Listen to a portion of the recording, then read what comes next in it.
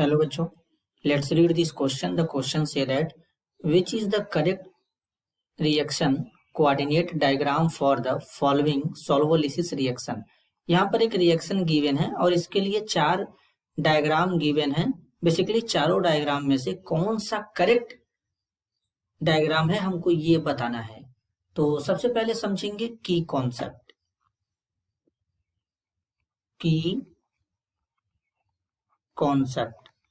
की कॉन्सेप्ट होगा न्यूक्लियोफिलिक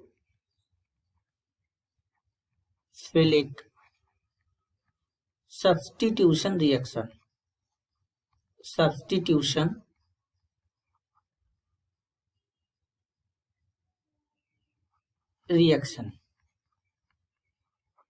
तो सबसे पहले यहाँ पर समझेंगे रिएक्शन को, उसके बाद ये जो डायग्राम यानी ग्राफ गिवन है उसको समझेंगे.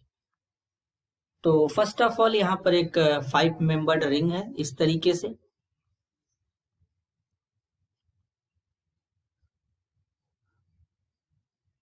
एक इसमें वेज बॉन्ड है, दूसरा डैश बॉन्ड है. तो बेसिकली यहाँ पर इस तरीके से इसको बना लेंगे. CH3 है, यहाँ पर Cl है.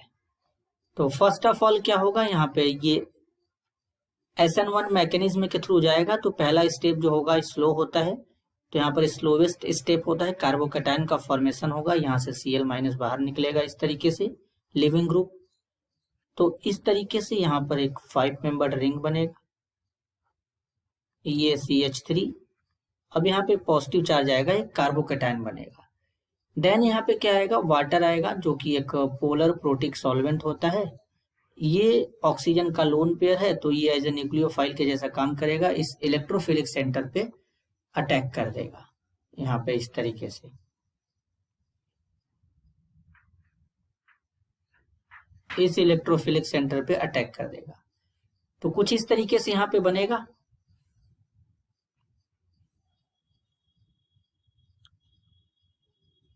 इस तरीके से यहाँ पर एक CH3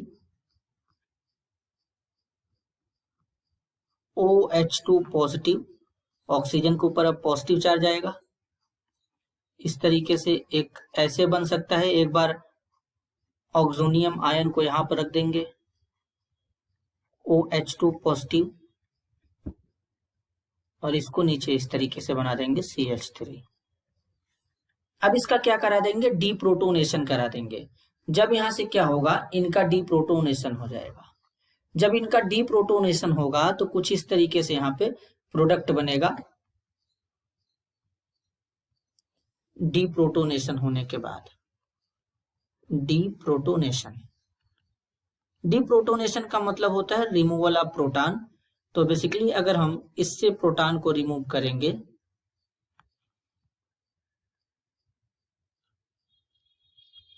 CH3 OH ऑक्सीजन पे पॉजिटिव, तो ये वाला इस पे जाएगा. इस तरीके से यहाँ से H+ रिलीज हो जाएगा और इस तरीके का यहाँ पे एक प्रोडक्ट इस तरीके से बन जाएगा OH. अगर हम इस वाले कंपाउंड को लें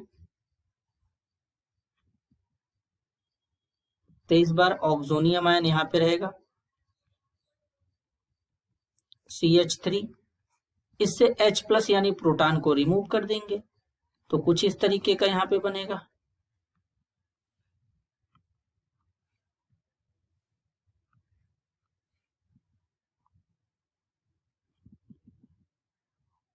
यहाँ पे हो जाएगा OH और यहाँ पर आ जाएगा CH3. तो इस तरीके से प्रोडक्ट बनेगा.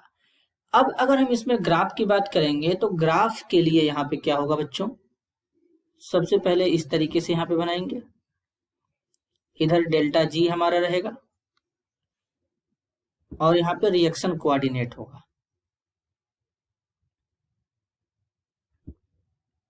Reaction coordinate. तो इसमें 3 पिक्स हमें मिलेंगे.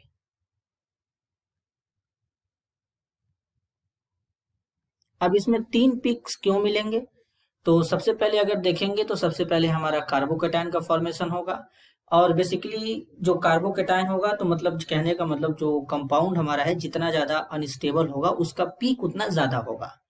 अब जो कार्बोकेटायन है यहाँ पे बना है तो इसमें अगर हम देखेंगे तो इस वाले कार्बन का ऑक्टेट कंप्लीट नहीं है, तो इसलिए अनस्टेबल होगा, तो इसलिए पहला वाला पीक जो होगा वो ज्यादा लेंदी होगा। इसके बाद जो दूसरा है ऑक्सोनियम आयन है, इसमें तो ऑक्टेट कंप्लीट है बट इलेक्ट्रोनेगेटिव एलिमेंट जो ऑक्सीजन है इस पे पॉजिटिव चार्ज है, तो इसलिए ये थोड़ा कम स्टेबल हो, ये कम अनस्टेबल होगा, तो इसका पीक जो होगा कार्बोकेटायन से कम हो जाएगा। एंड देन जो तीसरा हमारा कंपाउंड बना है ये तो न्यूट्रल कंपाउंड है, तो इसके केस में ये पीक और छोटा हो जाएगा, न्यूट्रल ज्यादा स्टेबल होते हैं। तो इस तरीके से अब यहाँ पर जो करेक्ट डायग्राम होगा वो 3 पीक वाला होगा, तो करेक्ट आंसर होगा option C. This is your answer. I hope you understood it well. All the best.